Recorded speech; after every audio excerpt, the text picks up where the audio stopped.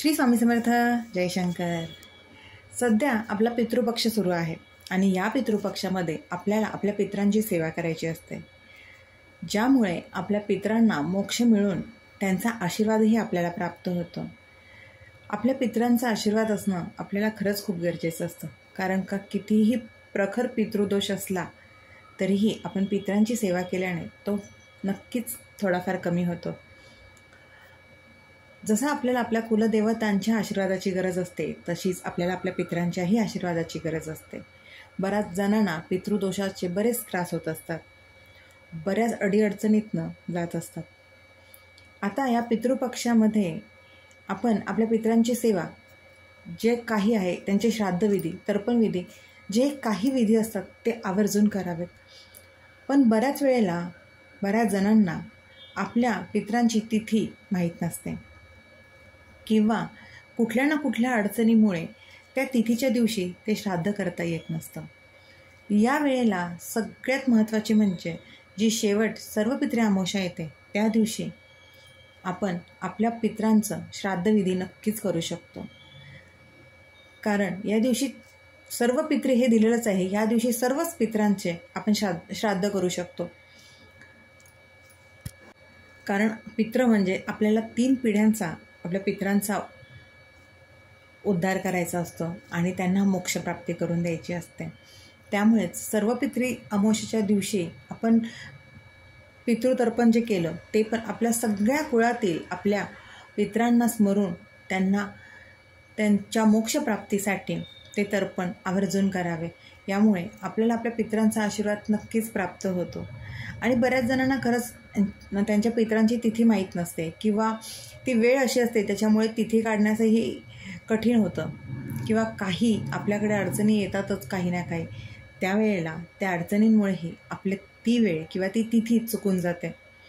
अशा वेळेला चिंता न करता सर्व पितृ अमावस्येच्या दिवशी आपण आपल्या पितरांचं श्राद्ध करावं आणि आपल्या पितरांचं तर्पण हे शक्यतो दुपारच्या वेळेलाच, म्हणजे 12 ते 1:30 या वेळेमध्ये आपल्या पितरांचं तर्पण करावं. तर्पण करताना आपल्या कुळातील सर्वच पितृ, पण आपल्या घरातील जर प्राणी असतील तेही जर गेले असतील तर आपल्या त्या प्राण्यांनाही आपण या वेळेला तर्पणविधी करून त्यांनाही मोक्षप्राप्ती करून द्यावे. सर्व पितृ अमावस्येच्या दिवशी हे सगळे उपाय नक्कीच करावे आणि आपल्या पितरांचा आशीर्वाद प्राप्त करून घ्यावा. कारण आपल्या पितरांचा आशीर्वाद जर आपल्याला मिळाला तर आपल्या मार्गातील सगळ्या अडचणी दूर होतात. या पितृपक्षामध्ये जी काही आपण स्वामींची सेवा करू किंवा कुठलं पारायण करू, कुठल्या ग्रंथाचं पठण करू, ते सगळं आपण आपल्या पितरांना अर्पण करावं. जी काही सेवा असेल या पितृपक्षात केलेली, स्वामींची, ज्या कुठल्या इष्टदेवताला तुम्ही मानत असाल ती, दत्त महाराजांची कुठलीही सेवा ही फक्त आपल्या पितरांना अर्पण करावी, त्यांच्या मोक्षप्राप्तीसाठी अर्पण करावी. जसे जमेल तसे आपल्या पितरांच्या नावे अन्नदान करावे. कारण अन्नदान ही खूप मोठी सेवा आहे, हे आपल्याला आपल्या स्वामींनी सांगितलंच आहे. त्यामुळे जिथे गरज आहे ना तिथे अन्नदान आवर्जून करावे. अन्नदान ही खरंच खूप मोठी सेवा आहे.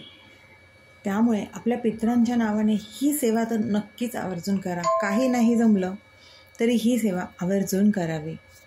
पितृपक्षात संक्षिप्त श्रीमद भागवत ग्रंथाचं पारायण आवर्जून आपल्या पितरांच्या मोक्षप्राप्तीसाठी केले जाते.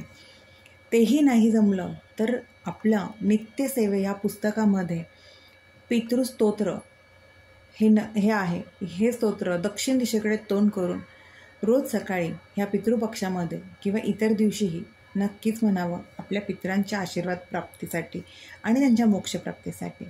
त्यामुळे ह्या पितृपक्षात आपल्या पितरांची सेवा करा, त्यांचा आशीर्वाद प्राप्त करून घ्या आणि आपल्या मार्गातील सगळ्या अडचणी दूर करण्यासाठी त्यांना प्रार्थना करा. कारण का खरंच आहे, पितृदोष जर असेल तर खूप अडचणी आपल्या आयुष्यात येत असतात. त्यामुळे पितरांची सेवा करा आणि पितरांचा आशीर्वाद प्राप्त करून घ्या. श्री स्वामी समर्थ. अशक्य ही शक्य करतील स्वामी, अशक्य ही शक्य करतील स्वामी.